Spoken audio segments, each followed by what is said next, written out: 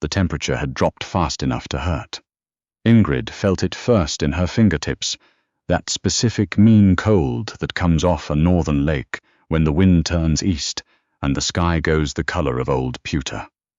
She'd been walking for 3 hours by then, maybe more.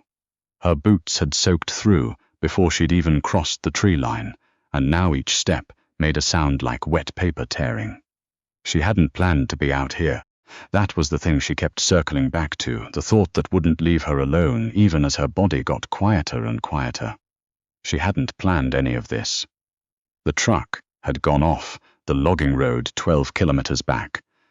Not a dramatic crash, just a slow, terrible slide sideways into the ditch, the front wheel dropping into nothing, the engine coughing twice and going silent. The snow had been falling for 4 hours by then, soft and constant, and the road looked the same as the ground beside it.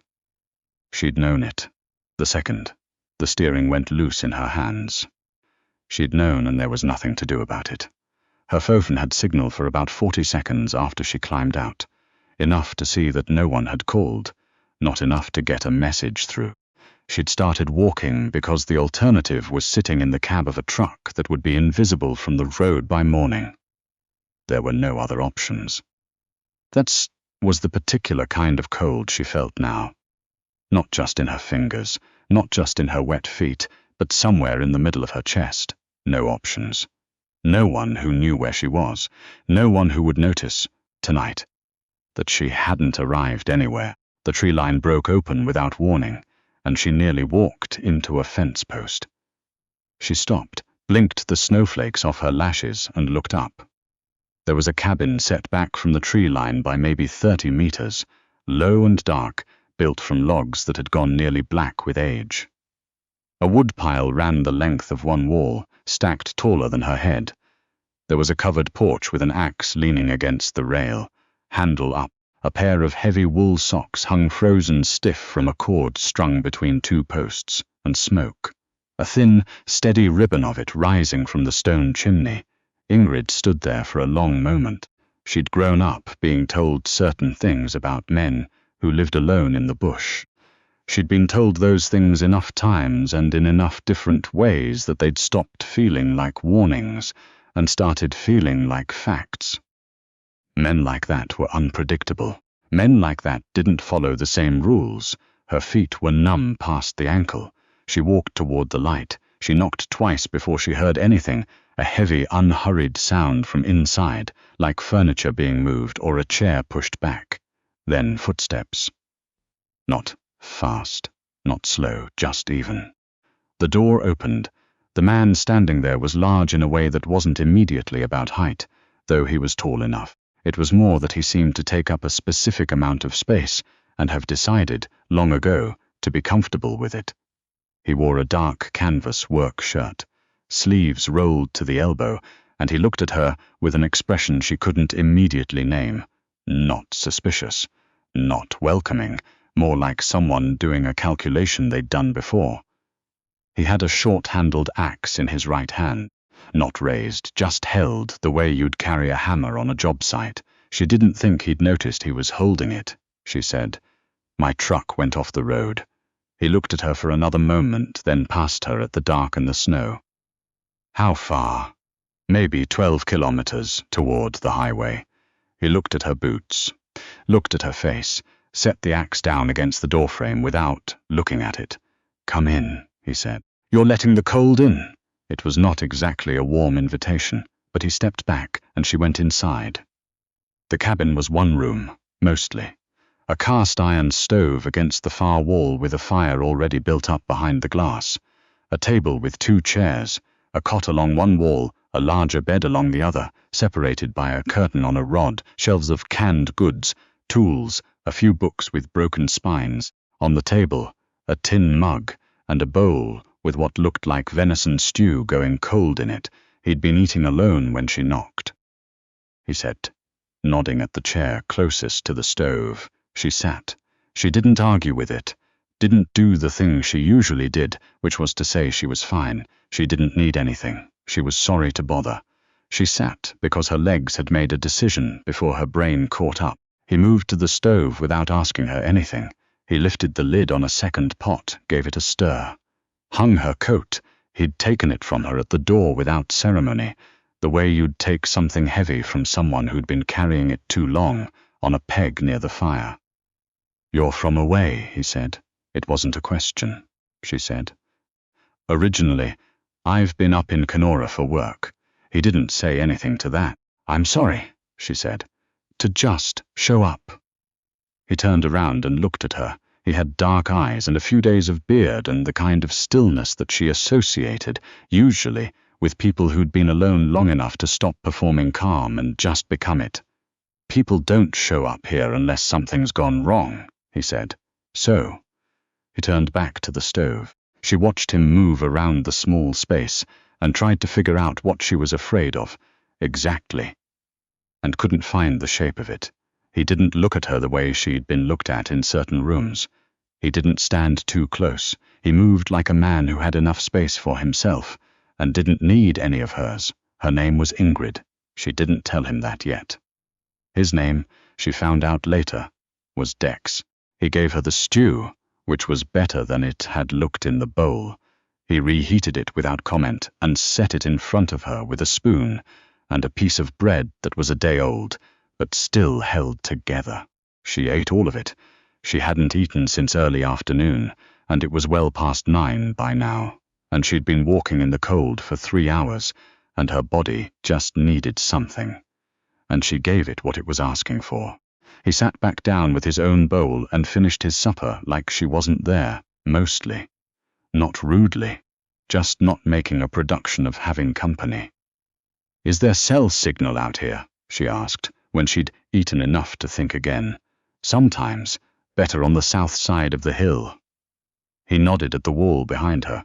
"I'll take a look at the road tomorrow when it's light. Tonight, there's nothing to be done about the truck." "Right." She turned the spoon over in her hands. "Of course, there's a cot." He nodded at the curtain section. "It's not much, but it's dry." She looked at the curtain for a moment. Then she said, "Where will you sleep?" He looked at her steadily. "In my bed," he said, "on that side of the curtain." The directness of it should have made her nervous, maybe. Instead, she felt something in her shoulders go loose that she hadn't realized was wound tight. There was nothing to interpret. He was just telling her how it was. "Okay," she said. "Okay," he said, and picked up his bowl again. She slept harder than she'd slept in months. The cot was narrow, and the blanket smelled like cedar, and the fire in the stove burned down to coals sometime after midnight, but by then she was so deep under, she didn't notice the cold coming back into the corners of the room. She woke once when he got up. She heard him cross the floor in his socks, heard the stove door open, and the soft clunk of wood being added. And then she was under again, when she woke properly. It was pale and early, and she could hear him outside. She lay still for a moment, looking at the planked ceiling, and she thought about the fact that she had slept in a stranger's cabin in the bush, and she had actually slept, without lying there cataloguing the sounds of the house and what they might mean. She didn't know what to do with that, exactly. She got up. He'd brought her boots in from the porch and stood them near the stove, and they were mostly dry by the time she pulled them on. She found him out back, splitting wood. He had a rhythm to it that was so settled and automatic it seemed less like work than like breathing. Set the log, raise, drop, reset, raise, drop. He didn't look up when she came out.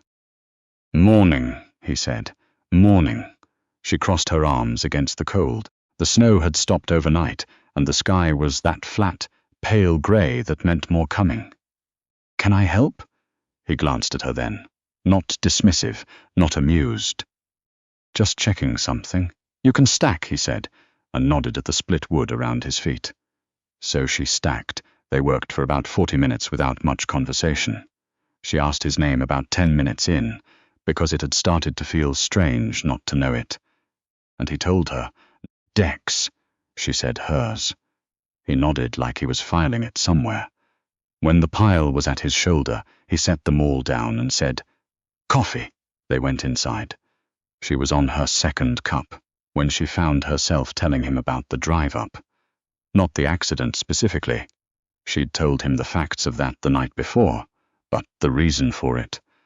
The job in Kenora that had turned into something smaller than she'd been promised. The apartment she'd given up in Toronto because she'd thought this was going somewhere. The person she'd been driving toward, who had asked her 2 days ago, in a text message sent at 2 in the morning, to please not come. She didn't mean to tell him any of that. It just came out. Maybe because of the coffee, maybe because of the way he sat there and didn't say anything to fill the silence or redirect the conversation toward something more comfortable. He listened. That was what he did. He sat across the table with his hands wrapped around his mug, and he listened to her the way very few people had listened to her in recent memory, like what she was saying was the only thing happening. Like when she finished, she felt her face go warm. "Sorry," she said. "I don't know why I—" "You don't have to apologize," he said. It was a simple thing to say.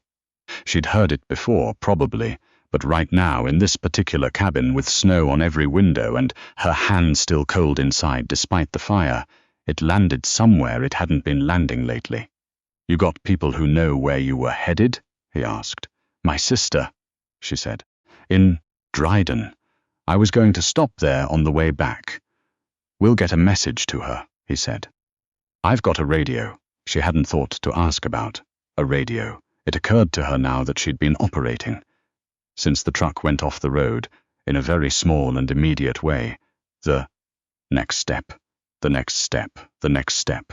She hadn't thought past the moment because thinking past the moment had not been something she'd been able to afford. He went to the shelf near the window and came back with a radio that looked old but solid. He handed it to her like it was obvious she should be the one to use it. "Range is decent in the morning," he said, "before the weather moves." She called her sister. The signal broke up twice, but she got enough through. She was safe. She was in a cabin north of the highway. She'd be in touch when she could. Her sister said, "Ingrid." "What on earth?" Ingrid said, "I'm fine. I'll explain later." He got the truck out that afternoon. She hadn't asked him to. She'd been reading one of his broken-spined books by the stove, something about the fur trade, which she was only half following, when he came in from checking on the weather and said he thought the road might be passable with the right vehicle. He had a half-ton with chains on the rear tires and a tow strap thick as her wrist. She rode along in the passenger seat, which was quiet and warm and smelled like engine oil and spruce needles, and she watched the road appear and disappear in the headlights as they drove. He didn't say much on the way. He drove with one hand on the wheel, leaning slightly forward, reading the road the way someone reads a face they know well. "How long have you been out here?" she asked. 6 years. Before that I was somewhere else," he said. She waited to see if more was coming. It didn't. They found the truck in the ditch exactly as she'd left it, which she'd somehow half expected not to be true. Like it might have sunk further, or been swallowed entirely by the snow. It sat at its sideways angle, one headlight aimed at the sky, looking small and sorry in the beam of his headlights. It took him about 20 minutes to get it out. He worked without asking for help, though he held a hand up once and she knew enough to stay back until he said otherwise. When the truck came free, it made a sound like something deciding to stop arguing, and he walked it back to the road with the strap still attached, moving slowly and reading the surface under his feet the whole time. He handed her the keys when she came over. "It'll drive," he said. "Doesn't look like the frame's bent. Get the front end looked at when you're back in town." She took the keys. She looked at the truck for a moment and then at him. "You didn't have to do that," she said. He shrugged once, like this was a thing she didn't need to say. "It's not a hard tow." Still, he looked at her for a moment and said nothing. She followed his truck back to the cabin because he said the road could be tricky further on in the dark, and he'd take her to the junction.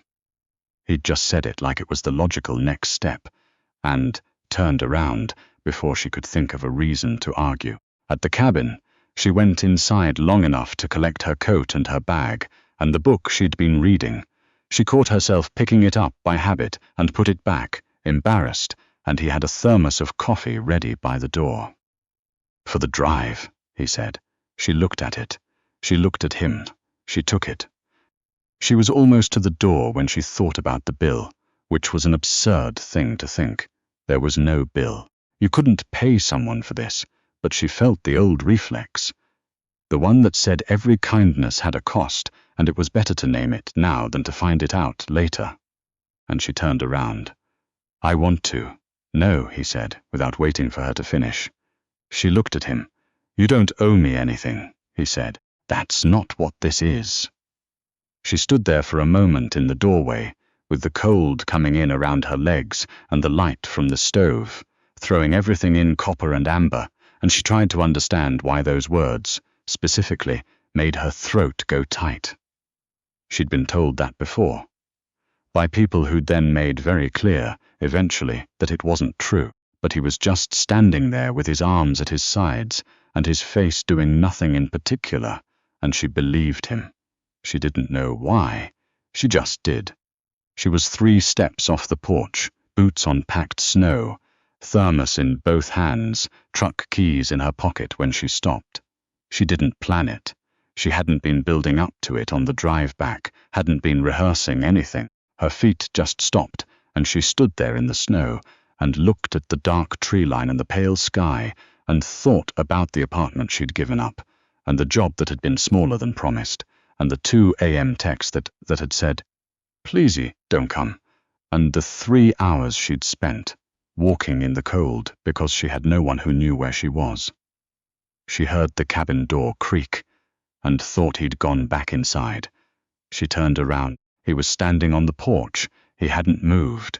He was just standing there in the cold, with his arms loose at his sides, watching her. She didn't know what her face was doing. He said, "You could stay and have supper first. If you're not in a hurry." It was a quiet thing to say, simple as an open door. He said it, and then he was quiet, and the snow was quiet, and everything was just waiting. She stood there for a long moment. She thought, "It's supper." She thought, "I haven't been somewhere it's quiet like this in a very long time," she thought. "I don't know this man at all," she thought. "I slept last night." She turned around and walked back toward the porch.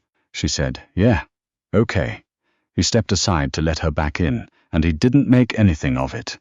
No comment, no expression, nothing that would make it harder to be. He just held the door and she walked through it, and the warmth came up around her again, and the fire was still going. And somewhere on the stove, something was already beginning to smell like supper. She sat down. She put the thermos on the table. Outside, the snow had started again, soft and even, covering the tracks that led away from the cabin and back again.